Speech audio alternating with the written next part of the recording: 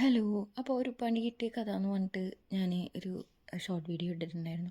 അപ്പോൾ ഇതായിരുന്നു ആ പണി. ഞാൻ എൻ്റെ വീടിൻ്റെ തന്നെ ബാക്കിലെ റൂമിലാണ് ഈ എൻ്റെ ഐറ്റംസൊക്കെ സ്റ്റോർ ചെയ്ത് വെച്ചിട്ടുണ്ടായിരുന്നു സ്റ്റാൻഡിൽ. അപ്പോൾ അതൊക്കെ എങ്ങനെയോ എലി കയറി കുറേ ത്രെഡൊക്കെ വെട്ടി അങ്ങനെ കുറേ പ്രശ്നമായി. അപ്പോൾ അതൊക്കെ ഞാൻ വാരിക്കൂട്ടി ഒരു 2-3 കവറിലാക്കി ഒക്കെ വെച്ചിരിക്കും. പക്ഷേ എന്തെങ്കിലും ഒരു വർക്ക് വരുമ്പോൾ നമുക്കതെടുത്ത് നോക്കാനൊക്കെ ഭയങ്കര ബുദ്ധിമുട്ടായി.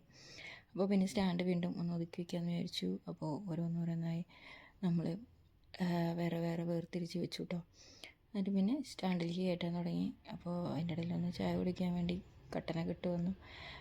അപ്പോൾ ഈ സ്റ്റാൻഡ് നിങ്ങൾ കണ്ടിട്ടുണ്ടാവും, കുട്ടികളുടെ സ്റ്റാൻഡാണ്. അപ്പോൾ മക്കളുടെ ആയിരുന്നു. അപ്പോൾ അതെടുത്ത് പുറത്തേക്ക് ഇട്ടതായിരുന്നു ഹസ്ബൻഡ്.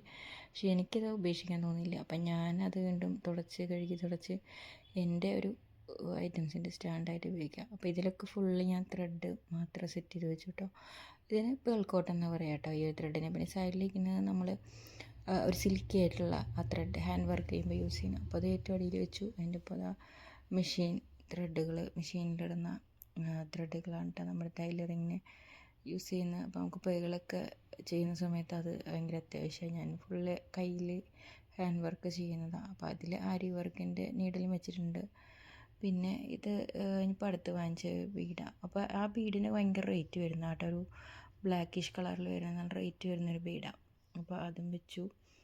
പിന്നെ ഇതൊക്കെ നമ്മുടെ ടൈലറിങ് മെഷീനിലിടുന്ന ആ ത്രെഡ്. അപ്പോൾ അത് ഡാർക്ക് കളേഴ്സ് നോക്കിയിട്ട് വാങ്ങിച്ചത്. അപ്പോൾ അതങ്ങനെ ത്രെഡുകളൊക്കെ ഒരു പോർഷനിൽ വെച്ചു. പിന്നെ ഇനി നമുക്ക് ബീഡ്സാണ്, ഇതിൽ പല കളറുള്ള ബീഡ്സ് ഉണ്ട് കേട്ടോ. അപ്പോൾ അത് എടുത്ത് വെച്ചു. പിന്നെ ഇത് നമ്മളുടെ ആങ്കർ ത്രെഡുകൾ മാത്രമാണ്. ഈ ആങ്കർ ത്രെഡിലാണ് അധികം നമുക്ക് ഡബിൾ കളർ കിട്ടുള്ളൂ കേട്ടോ.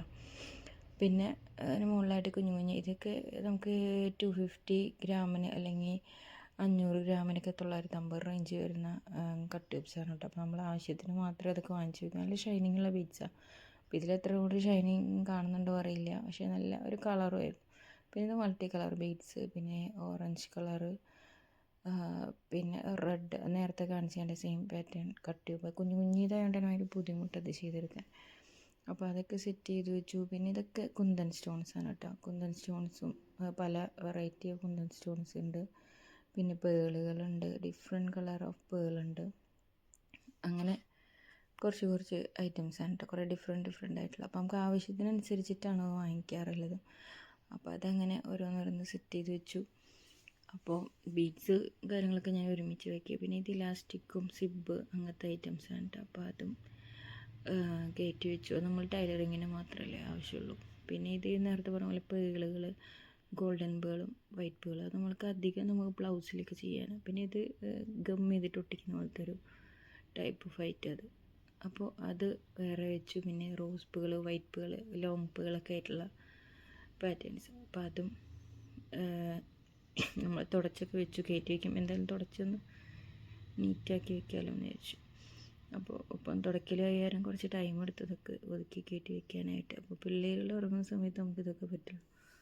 അപ്പോൾ അങ്ങനെയൊക്കെ അതൊക്കെ അടക്കിട്ട് വെച്ചു. പിന്നെ പെയിൻറ്റ് നമ്മളധികം അങ്ങനെ ചെയ്യാറില്ല. അപ്പോൾ അതിൻ്റെ കുറച്ച് ഐറ്റംസ് മാത്രമേ നമ്മുടെ കയ്യിലുള്ളൂ. അപ്പോൾ അത് തിരിച്ചറിയാൻ വേണ്ടി ഞാൻ തിരിച്ചാണ് വെക്കാറ്, കളറുകൾ വേഗം ഐഡൻറ്റിഫൈ ചെയ്യാനായിട്ട്. അപ്പോൾ അതങ്ങനെ. പിന്നെ ഇതൊക്കെ നമ്മുടെ സാരിയുടെ തെറ്റത്ത് വെച്ചടിക്കുന്ന പൈപ്പിങ് പറയും. അപ്പോൾ എനിക്ക് 1-2 സാരിയുടെ പൈപ്പിങ് ചെയ്യാനുണ്ട്. പിന്നെ ഗമ്മ ഞാൻ 7000 B7000 യൂസ് ചെയ്യുക. അത് നല്ല ക്വാളിറ്റിയുള്ള ഗമ്മ. പിന്നെ ഇത് പെന്നാണ്, അതൊക്കെ വരയ്ക്കാനൊക്കെ യൂസ് ചെയ്യും. പിന്നെ ഇത് പേൾ കോട്ടൺ ത്രെഡ് തന്നെ ബാക്കി വന്നത്. പിന്നെ അതിൽ ഞാൻ പെയിൻറ്റിങ് ബ്രഷൊക്കെ ഇട്ടിട്ടുണ്ട്. പിന്നെ ഇതിലൊരു ഐറ്റം ഉണ്ട് കേട്ടോ, അതൊരു പെന്ന് പോലത്തെ ഒരു ഐറ്റമാണ്. പക്ഷെ അത് നല്ലതാണെന്ന് വിചാരിച്ച് വാങ്ങിച്ചു. നനച്ച് കഴിഞ്ഞ് പൂവും വരച്ച് എന്നൊക്കെ പറഞ്ഞു. പക്ഷേ ഇതൊരു ഉപകാരമില്ലാത്തൊരു ഐറ്റം എനിക്ക് തോന്നിയിട്ടില്ല. വെള്ളമാക്കുമ്പോൾ അത് പരന്നു പോകുന്നല്ലാണ്ട് അത് മാഞ്ഞു പോകുന്നില്ല. അപ്പോൾ എല്ലാവരും വാങ്ങിക്കുമ്പോൾ സൂക്ഷിച്ച് വാങ്ങിച്ചാൽ മതി. കാരണം തുണിയിൽ എനിക്ക് വരച്ച് കഴിഞ്ഞിട്ട് ഒരു പ്രാവശ്യം പണി കിട്ടിയിട്ടുണ്ട് പൂവാതെയായിട്ട്. അപ്പോൾ അത് കാരണം വാങ്ങിക്കുന്നവരുണ്ടെന്നുണ്ടെങ്കിൽ ഒന്ന് സൂക്ഷിച്ച് വാങ്ങിച്ചാൽ മതി കേട്ടോ. അത് ഇനിയിപ്പോൾ ഈ ഒരു കമ്പനിയുടെ ആയതുകൊണ്ടാണെന്നറിയില്ല, ചിലതൊന്നും നല്ലതല്ല. പിന്നെ ഇത് നമ്മൾ ട്രേസിങ് പേപ്പർ, നമ്മൾ ട്രേസ് ചെയ്തെടുക്കാനൊക്കെ യൂസ് ചെയ്യുന്ന പോലത്തെ ഒരു പേപ്പർ, യെല്ലോ കളറാണ് യൂസ് ചെയ്യുക.